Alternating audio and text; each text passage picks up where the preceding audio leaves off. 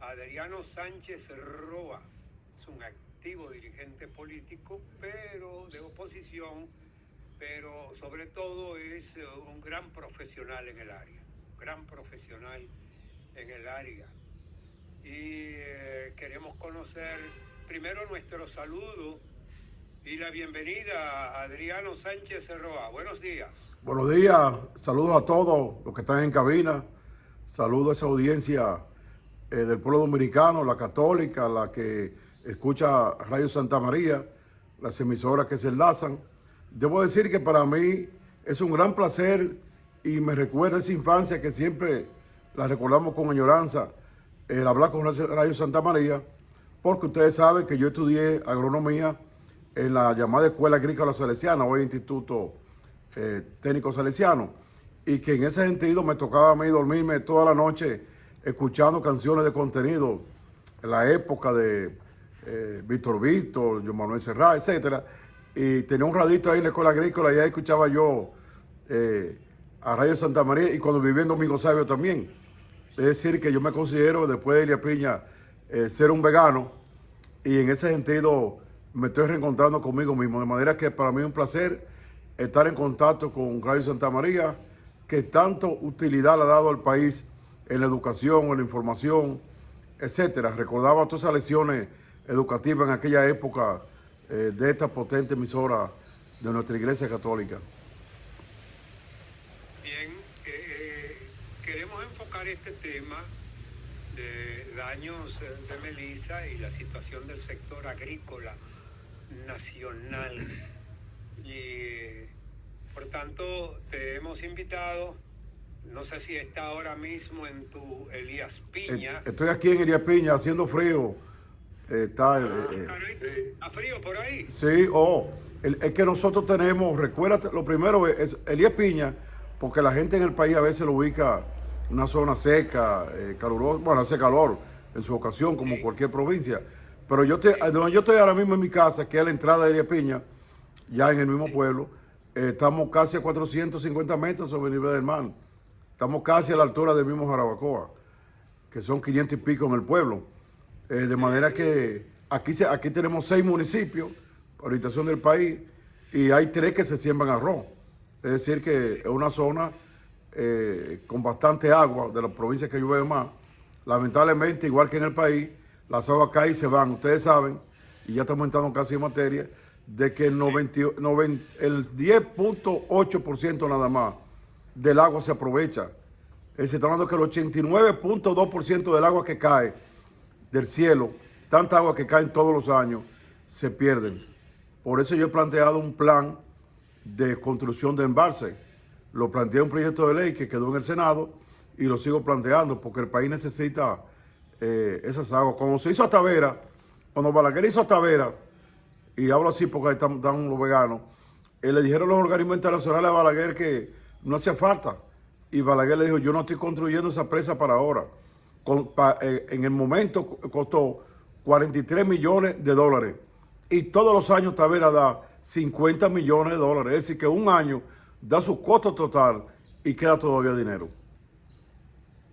Sí, no, la verdad que hubo una muy buena visión del futuro, sí, en este orden. Ahí el país tiene entre embalses grandes y pequeños ya identificados 120 embalses, de los cuales hay 12 que son grandes, que son presas grandes, que se pueden hacer. El proyecto que yo presenté es que hiciéramos un plan de 4 periodos gubernamentales y que ahí ubicáramos 2 presas grandes por periodo, que serían 8, ubicáramos, 8 o 10 pequeñas que se hagan, de manera que el país, que ahora mismo está irrigando más o menos 5 millones de tareas de tierra, de las cuales la mitad son por presa, que llegara a los 10 millones, que eso es lo que se necesita de 10 y 11 millones de tareas de tierra. Ustedes saben que el país tiene ahora mismo aproximadamente 17 a 18 millones de tareas cultivables de tierra. Agregadas las forestales tenemos casi 30, pero oigan esto, del 1971 a la fecha, República Dominicana ha perdido 14 tareas de tierra cultivable que se han urbanizado, que han ido variando. Hemos perdido eso. Por eso nosotros planteamos de que cada vez 14 millones se han perdido en 55 años, digo yo, 54 años. Entonces, por eso nosotros necesitamos producir más en la misma tierra. Y también dentro de la ley del ordenamiento territorial, evitar que tierras que sean muy útiles para la agricultura pasen a ser urbanizadas. Entendido. Sí. No, de principio sí queríamos preguntarte, Adriano, Sí. ¿cuáles fueron las afectaciones ahí en Elías Piña?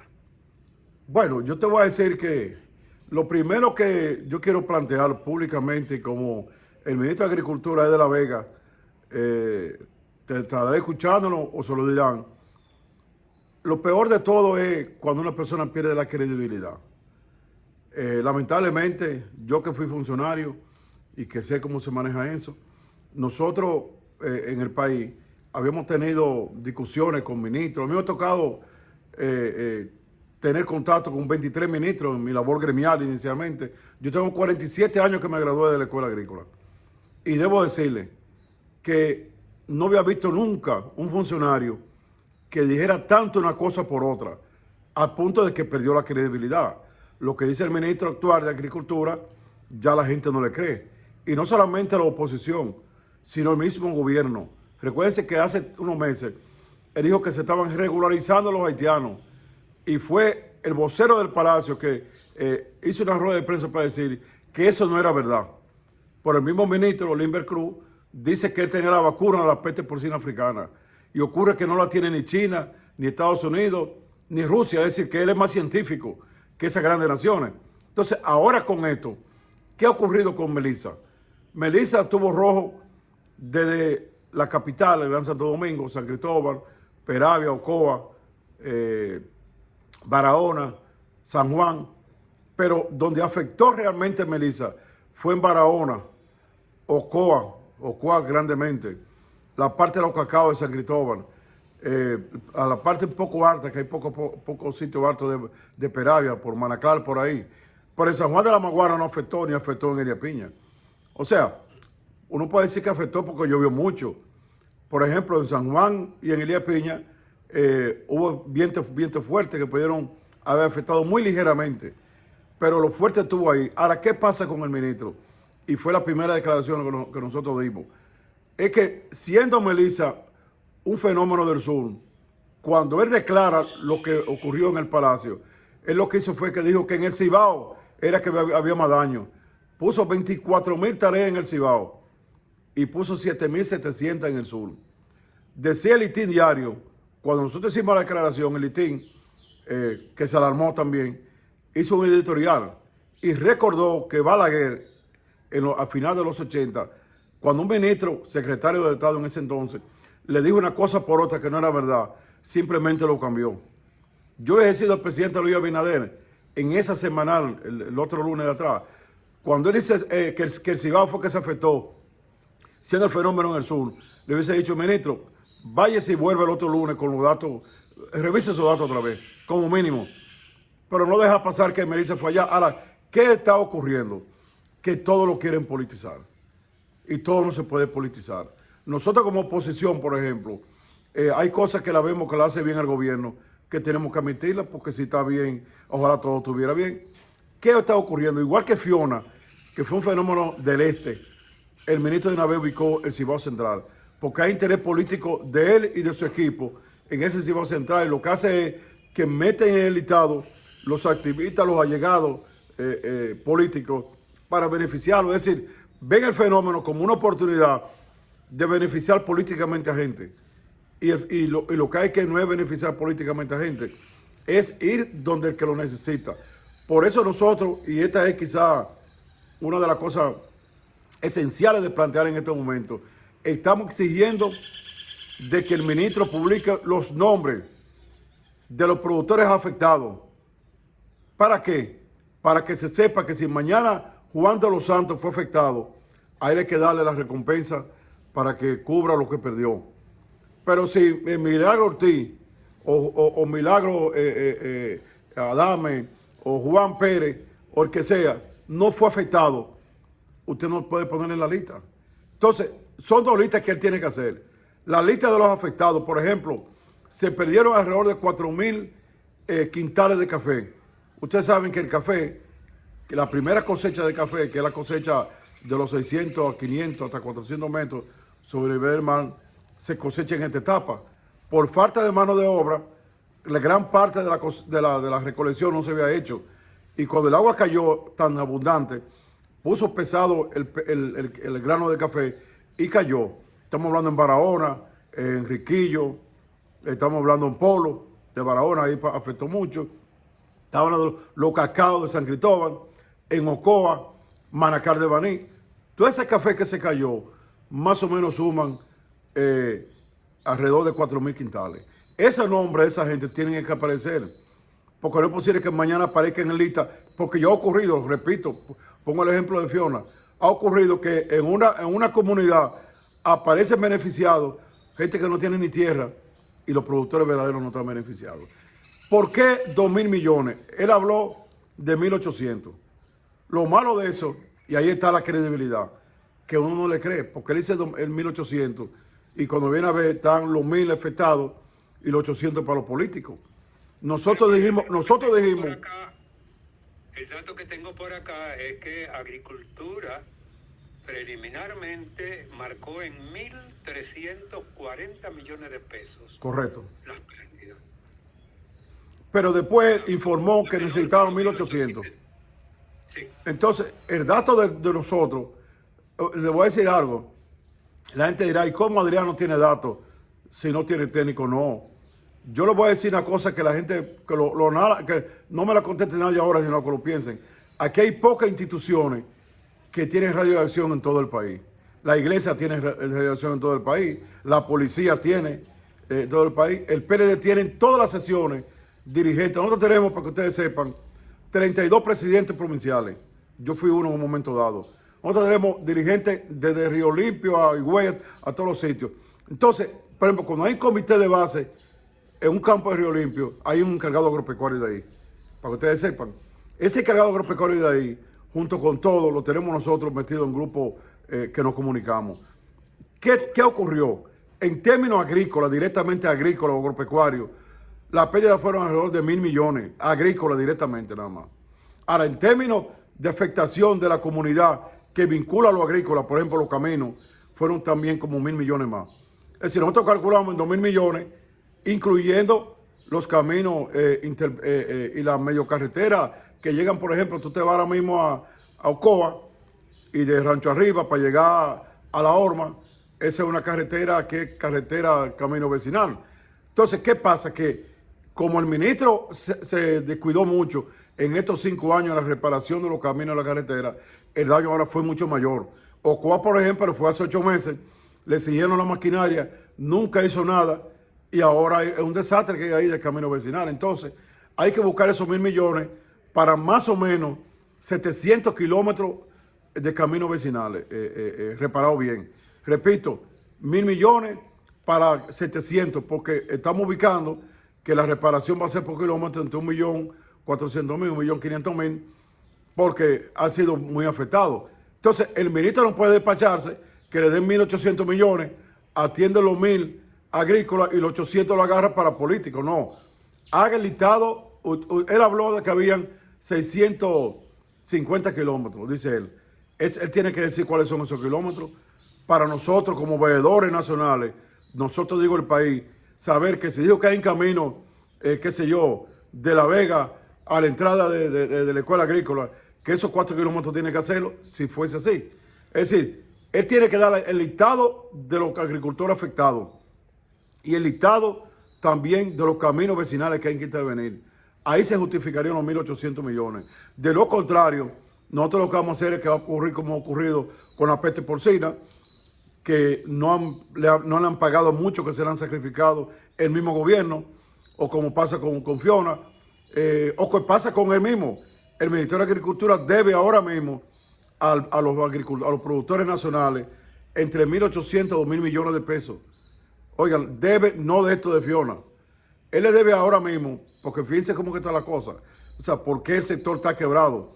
Porque cuando usted tiene, por ejemplo, los productores de cebolla que invirtieron sus recursos o con préstamos y el gobierno le debe 200 millones.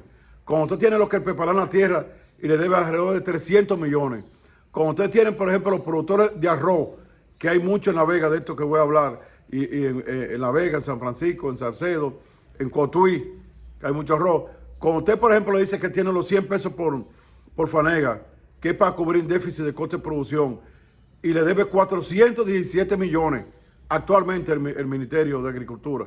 Es decir, estamos hablando nosotros de que tenemos el temor que por Melissa entreguen el dinero y eso se vaya también a la cuenta que no se paga. De manera que, repito, el daño agrícola directo son 1.000 millones. Por eso la AMPA dice que lo infló. Y el daño a los caminos son 1.000 millones más. Si le entregaran los 1.800 o los 2.000 millones, él debe decir cuáles son los caminos, carreteras, interparcelarias, cuáles son los agricultores, porque nosotros necesitamos, primero, que el que le debe el Banco Agrícola, eso sea asumido.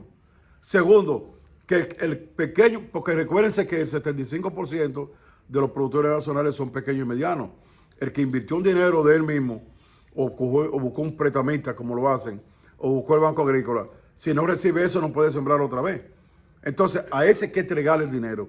A mí que me tocaron varias tormentas, vemos la tormenta Gordon, cuando yo estaba en el Banco Agrícola, Balaguer yo le entregué el listado, y en base a ese listado, Balaguer mandó el dinero a cada persona, fulano de tal, usted tiene ahí en la época, usted tiene 10,000 pesos, eran los pesos que valían, usted tiene fulano, y se le llevaba su cheque a la gente.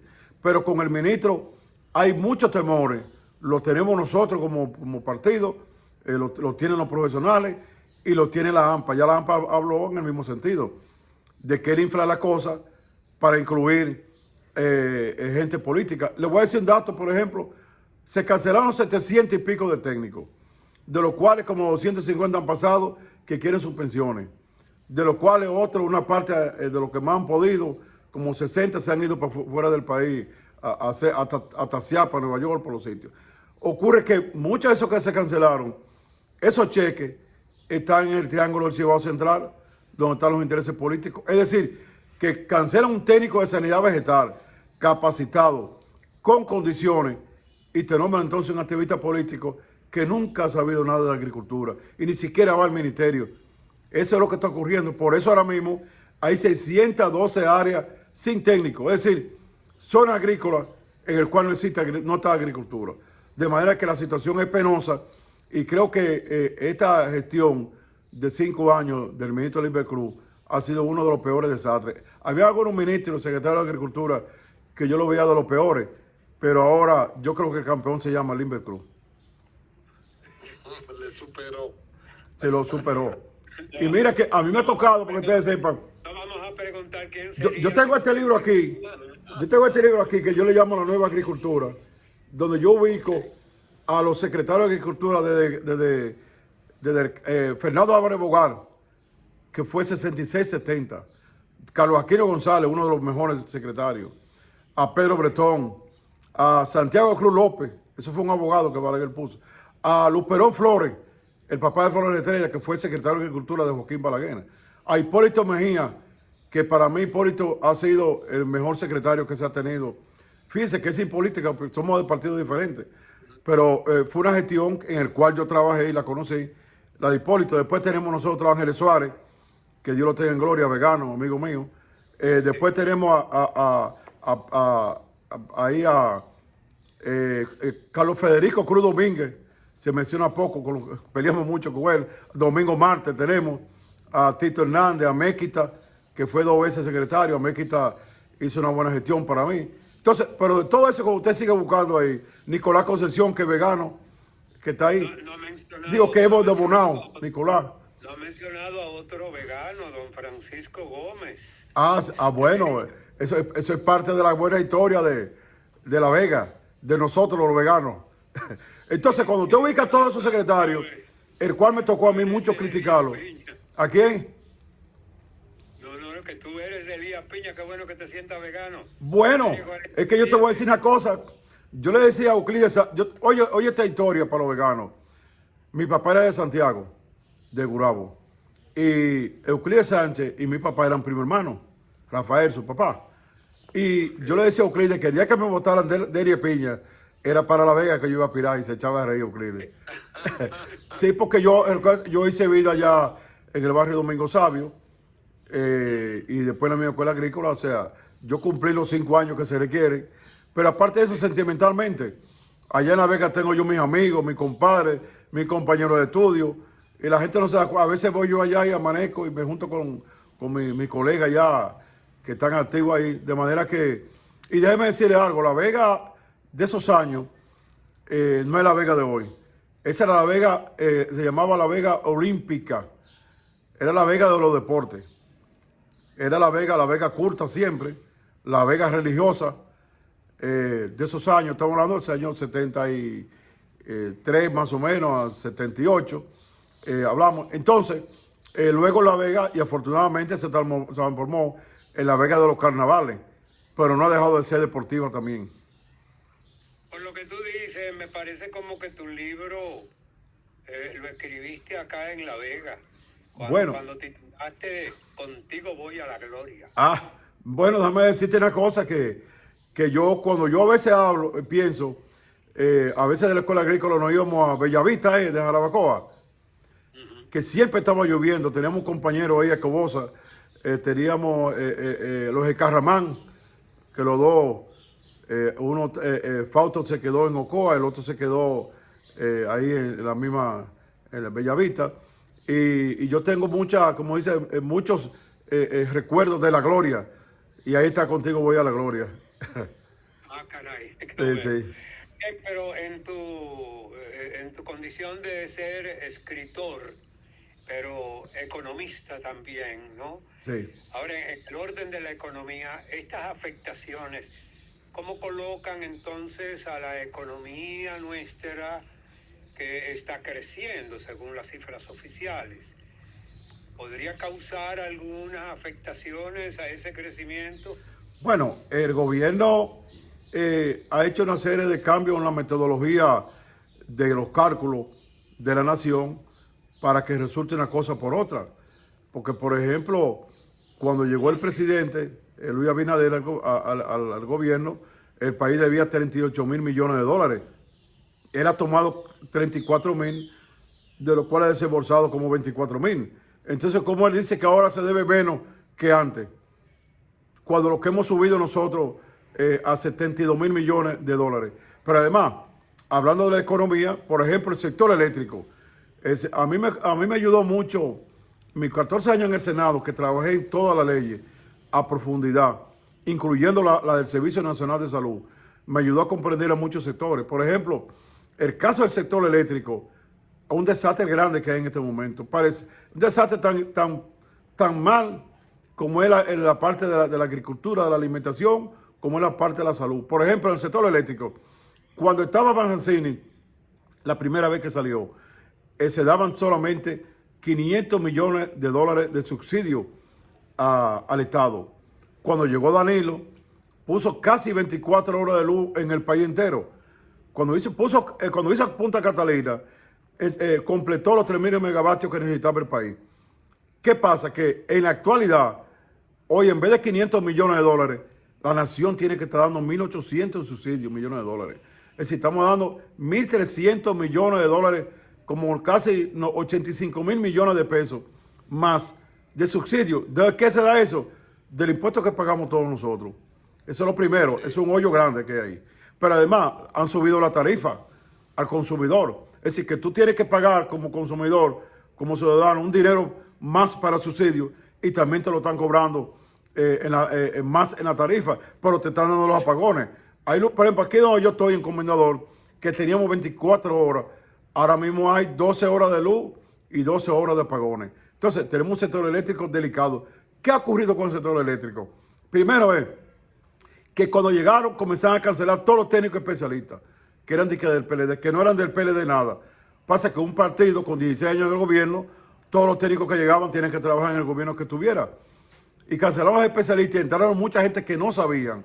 Yo recuerdo que en un momento dado en el de no cancelaban los técnicos y Paliza, secretario administrativo en ese entonces, se apareció allá con la turba de gente que había que nombrar. Podemos decirle que han dilocado tanto el sector, lo han detecnificado tanto, que hay especialistas que dicen que hay que durar 10, 15 años para volver a restablecerlo. Pero además otra cosa, la pérdida.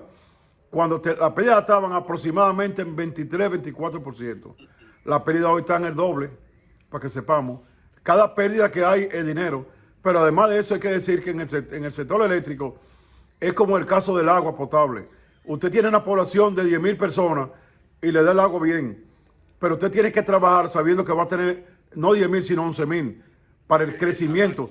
Este gobierno cuando llegó no hizo nada para el crecimiento eléctrico. Fíjense que Danilo tenía ahí en Punta Catalina, hizo las 2 plantas, pero dejó otro espacio para hacer 2 plantas más, para el crecimiento que podía tener la población. Pues ellos no lo aprovecharon, eso está ahí todavía. O sea, ahí ya no hay que comprar tierra, o sea, ahí se hace casi con la mitad del dinero. Entonces, el sector eléctrico es un desastre, pero el sector salud, Danilo dejó 81 hospitales reparados o nuevos, incluyendo el de aquí donde yo estoy, el principal, el Rosa Duarte, el Hondo Valle. Hoy, para que ustedes sepan, aquí para ir al hospital hay que llevar una jeringuilla si ustedes lo van a inyectar, porque no hay ni jeringuilla. Los pacientes tienen que recibir la comida de su ¿cómo se llama? De sus mismos familiares. Es decir, hay una situación, entonces yo digo que la economía ahora mismo está en un nivel muy difícil, porque la otra cosa es que el gobierno pagaba, cuando Danilo, en interés a la deuda externa, 170,000 millones. Se pagaba 170,000 millones que lo aprobábamos nosotros en el Senado. Hoy se está pagando 310,000. Es decir, estamos hablando de que el gobierno aumentó en pago de los intereses 140,000 millones más. ¿Por qué lo aumentó? Porque ha tomado de 38,000, lo ha llevado a 72,000 la deuda. No es verdad y que él está pagando. Porque Adriano, si fuera como dice que él paga lo viejo, debiera menos. Adriano, ha mencionado como unas, déjame ver, usar la palabra exacta que dijiste, de una profunda crisis arrocera aquí en República Dominicana. ¿Se ha agravado la crisis luego de Melissa o ya tú veías la crisis en el arroz en nuestro país? Explícanos un poquito sobre ese particular.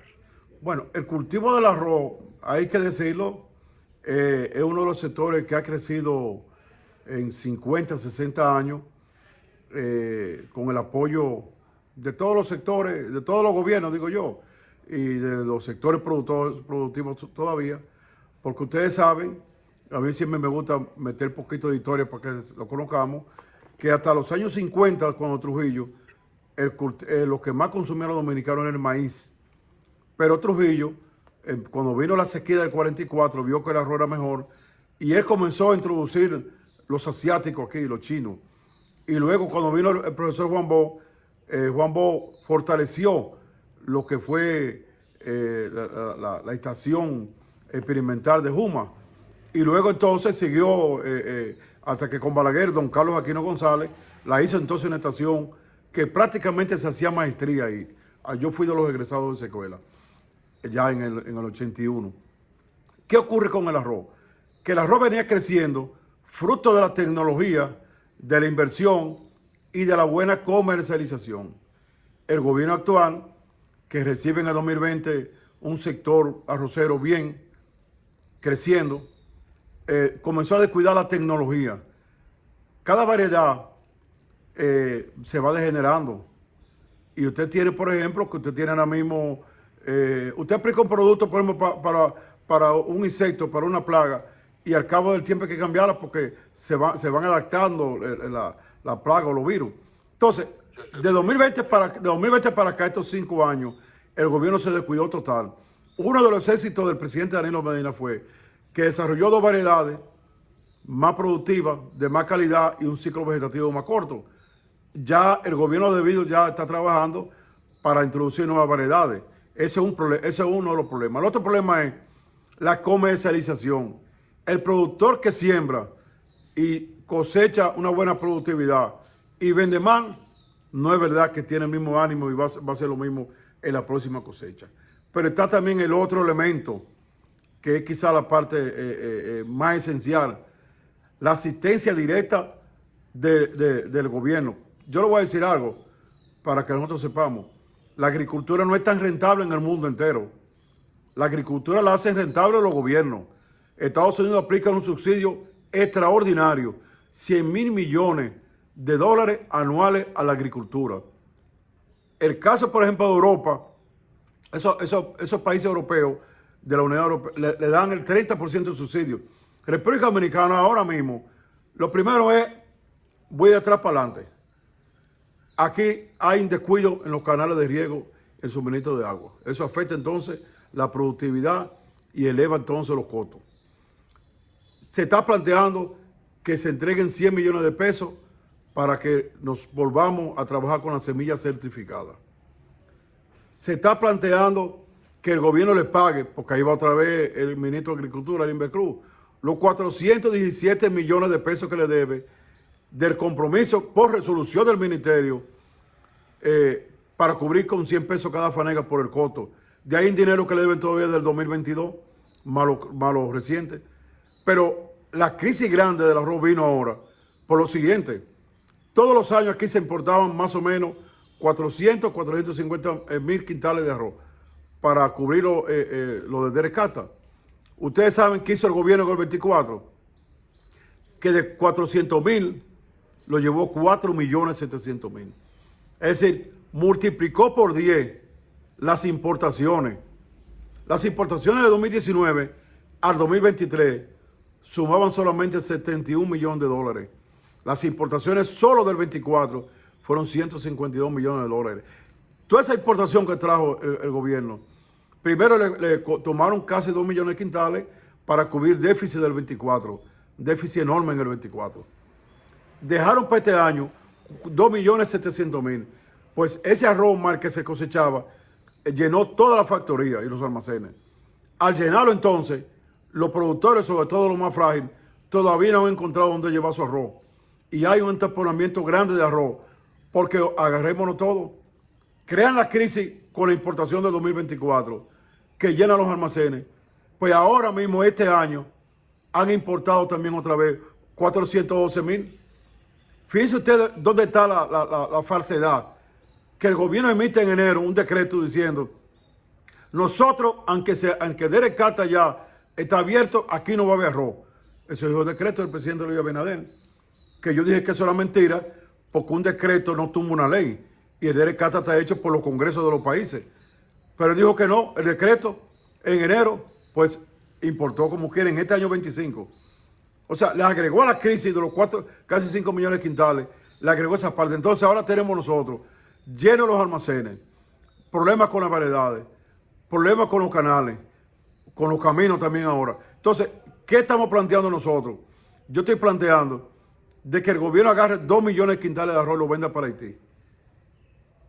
Que agarre de la otra parte que queda, una parte para el déficit de este año, porque este año no hemos tenido la cantidad de arroz que quiere el pueblo dominicano.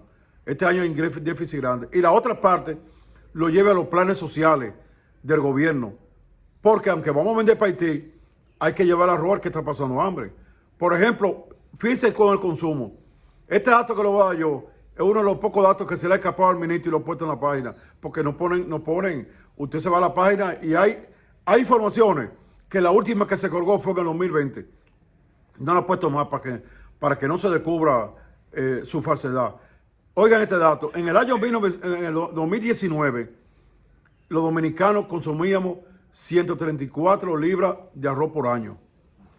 En el año 2023 bajó a 131, 3 libras menos consumíamos. Pero en el año 2024 bajó, para que ustedes sepan, a 122 libras. Es decir, que 2024, con relación al 2019, estamos nosotros consumiendo 12 libras menos. Pero ahora, en este año ya se calcula 120.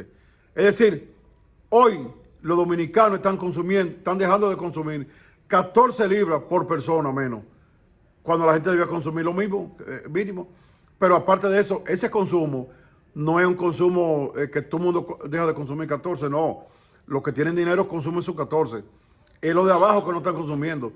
Es que el que consumía 90 libras, está consumiendo nada más 50. ¿Por qué? Primero, el arroz se disparó el arroz normal, el selecto ahí, No podría, subió. podría ser, Adriano, no podría ser que la gente, causando menos presión al arroz, esté consumiendo algo alternativo. Víveres. Sobre todo víveres y sobre todo decía el guineíto verde y cosas así por asuntos de diabetes y todo. Bueno, ustedes entran en un tema que nos permite ampliar de que la crisis arrocera no es arrocera nada más, es en general. Yo cuando iba de Elías Piña para acá, para la capital, cuando voy, me paro en San Juan a un sitio a comprar una yuca que siempre la compraba a 7 pesos la libra. Podemos decir, en las últimas semanas la tiene que comprar 25 pesos la libra. Pero el plátano, para que ustedes sepan, que estaba más o menos en 14 la unidad a nivel de la capital. Ahora mismo, cuando yo venía para acá, pasé por un sitio donde compro y estaba a 27 pesos. Pasé por otro sitio que estaba a 25 pesos, que se lo puedo mandar por WhatsApp. Le tiré la foto ahí mismo, 25 pesos. El guineo disparado también. Es decir, si va a dejar de consumir arroz, porque está caro, porque el arroz de 21 pesos en el 2020, ahora está prácticamente en 46 pesos la libra. Pero cuando va al otro producto subió igual o peor. Es decir, estamos hablando que a nivel de consumidor, para que sepamos un dato, a nivel de consumidor, la canasta normal ha subido más de un 80%. Pero le voy a decir algo, el Banco Central, que es un asunto, yo estoy dejando de creer en las cifras del Banco Central, porque el Banco Central, por lo menos en mi época, comprobaba lo que le decían. Ellos están tomando el dato que les manda el señor Limber Cruz, que ya le dijimos que no hay credibilidad. ¿Qué pasa con el Banco Central? Que el Banco Central pone 5 quintiles, el de más pobre, 28,000 pesos, pero yo no le puedo decir a la gente que su costo es en 28,000 pesos cuando esa canasta incluye que usted no puede ver en cardiólogo, que usted no puede comer carne ni una vez a la semana. Nosotros tenemos derecho, todos los dominicanos, mínimo, a comer carne que sea 3 veces a la semana, y tú comes después las 4 veces tallota, berenjena, hasta nada. Volviendo un poco como el arroz, como lo ubica en una situación de crisis. Sí. Actualmente la libra de arroz, según datos que procuro por acá, está entre 37 y 40 pesos por libra, algo así, ¿no? Tú aclararás sobre eso.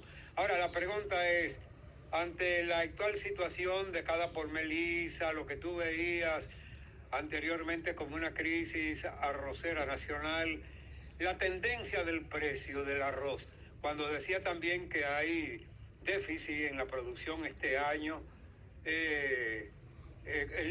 la tendencia, según Adriano de Jesús Sánchez Roa, la tendencia del arroz en este año, que estamos a final y comienzo del año que viene, ¿cuál será? Bueno, es que en el arroz se ha creado una especie de cartel con los grandes comercializadores, apoyada o como socio por las autoridades.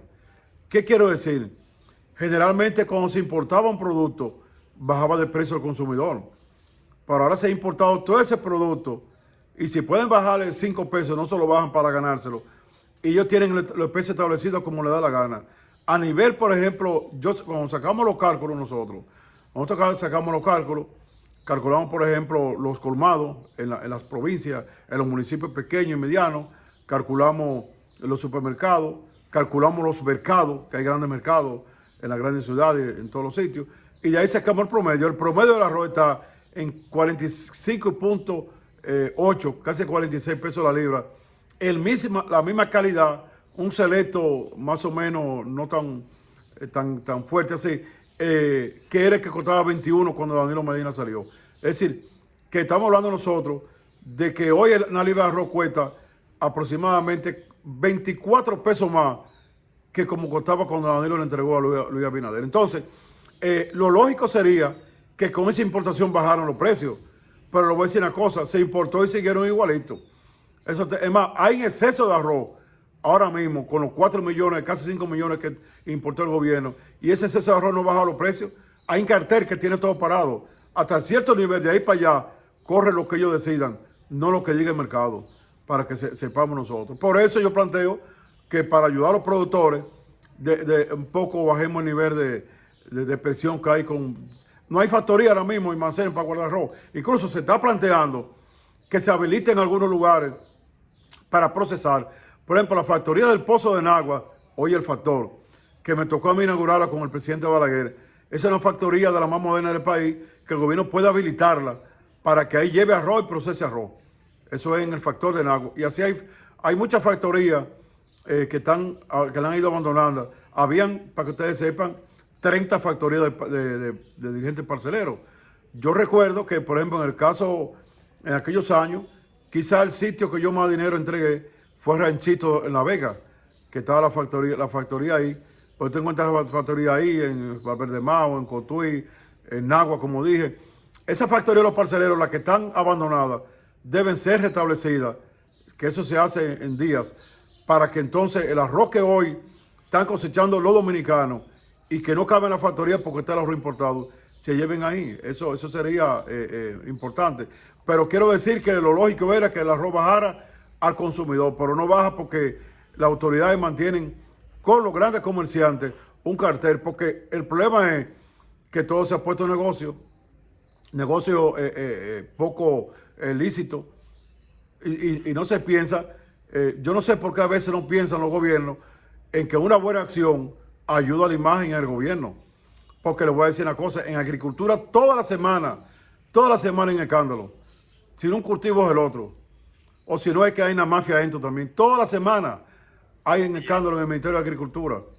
Fíjense ustedes, cuando uno va a hablar a los sitios, uno no sabe ni qué decir porque son tantos temas que hay, que peste porcina africana, que el problema de los bananos, que dejaron caer las exportaciones, que el mismo arroz, que el café ahora que iba creciendo bien después de los proyectos agroforestales que hizo el gobierno de Danilo, ahora mismo miren lo que está pasando, etcétera. Es decir, hay escándalos todos los días.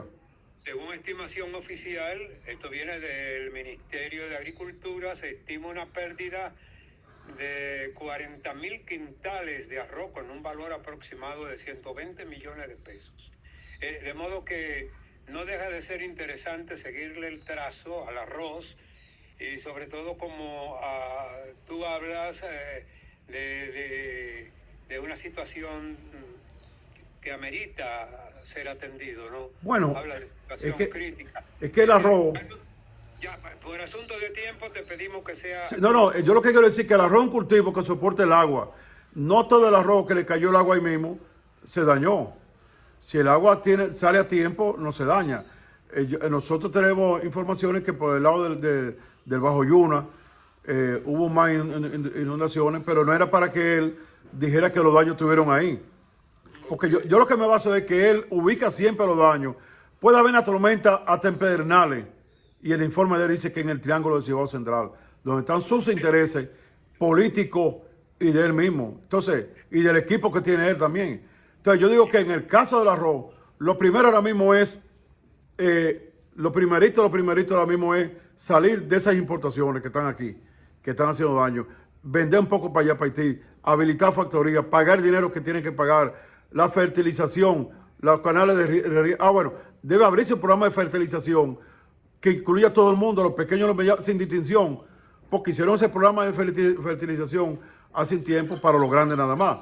Es decir, hay que atender el sector arrocero porque está en 21 provincias, tiene 31.123 productores y representa en empleo directo e indirecto a 304.000 personas. El cultivo es el principal del país y del Cibao Central. Bueno, ojalá que siga lloviendo arroz en el campo. Muchísimas gracias. Adriano de Jesús Sánchez, muchísimas gracias y siempre a la completa disposición acá en Buenos Días País. Pronto nos veremos en persona por la ciudad olímpica y Cabanaleca de La Vega. Sí, señor. Sí. Muchísimas gracias. Le esperaremos por aquí. Muchísimas Muy bien, muy bien. Así que... Bueno, con esta conversación interesantísima sobre el agro de la República Dominicana, llegamos al final de Buenos Días País.